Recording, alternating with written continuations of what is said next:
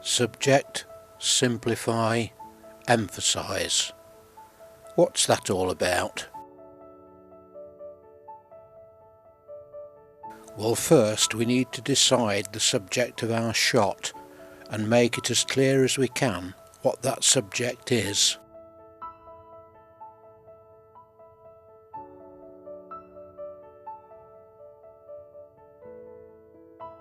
Filling the frame is a good way of simplifying the shot, by which I mean removing everything that has nothing to do with the subject. We don't want the viewer to be confused by any extraneous elements. Then we can think about how best to emphasize the subject. That's where all the composition stuff comes in.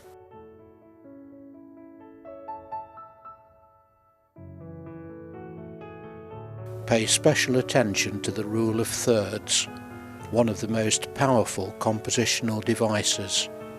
Divide the frame into thirds, vertically and horizontally, and place a key part of the image onto one of those lines, or better, on one of the intersection points, the hot spots.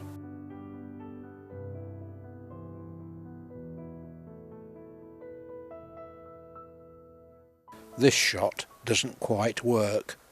Yes, we have the piper's head in the right place, but there are distracting elements in front of and behind him.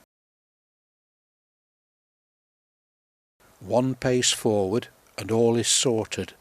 We have a far more powerful image. These shots paint a clear picture of the scenic and recreational Bow River.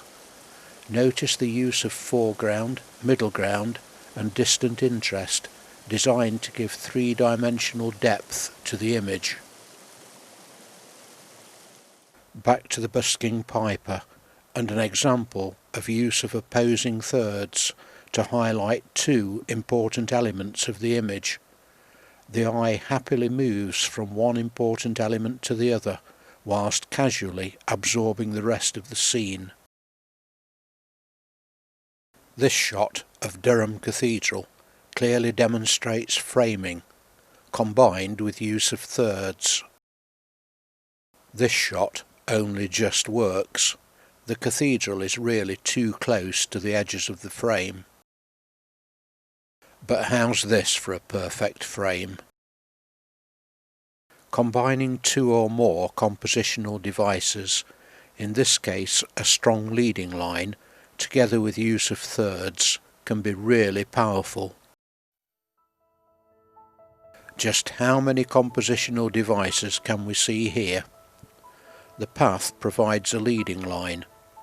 We have a prominent figure close to the bottom left intersection of thirds. The trees provide a frame. We have strong diagonals, and the base of the frame up to the vanishing point at the centre of the lower third displays a neat triangle. A different shot, but a similar result. The open water leads us neatly into the centre of the image, which also displays use of thirds, framing and strong diagonals. The section of riverbank in the foreground, together with the impressive sky, give real depth to this shot.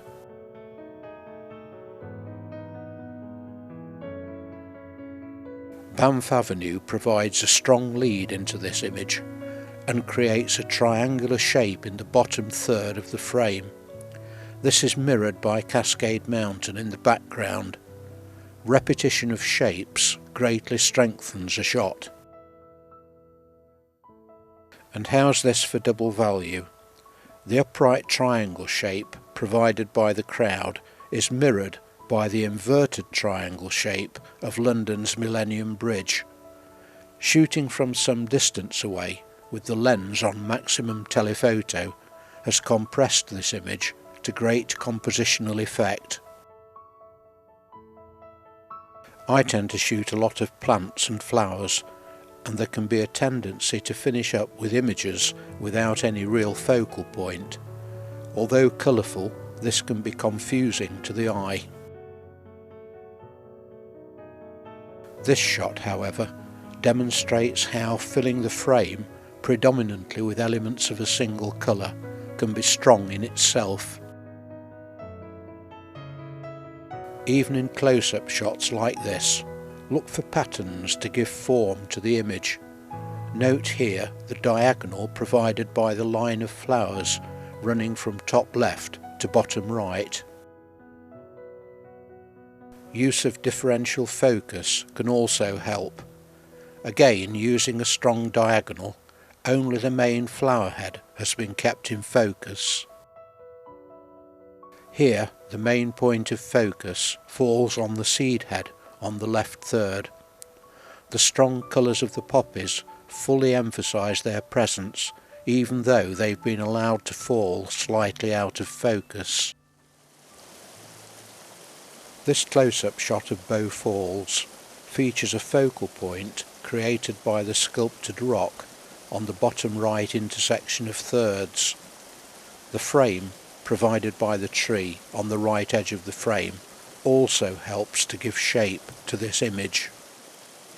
Closer to home, these shots of Aysgarth Falls in the Yorkshire Dales demonstrate use of compositional devices even in what are virtually abstract images. Subject: lady walking in park. This shot has a strong leading line and makes good use of thirds, but the shadow on the lower third is distracting, and it would be nice to use a couple of trees as a frame. Zooming in a bit greatly strengthens the shot and provides that missing frame. But compare the last shot with this one, where the lady is shown centre frame. The strength of the composition has been lost, and my eye tends to drift towards the two approaching cyclists on the top right intersection of thirds. Is this shot about the lady, or is it about the approaching cyclists?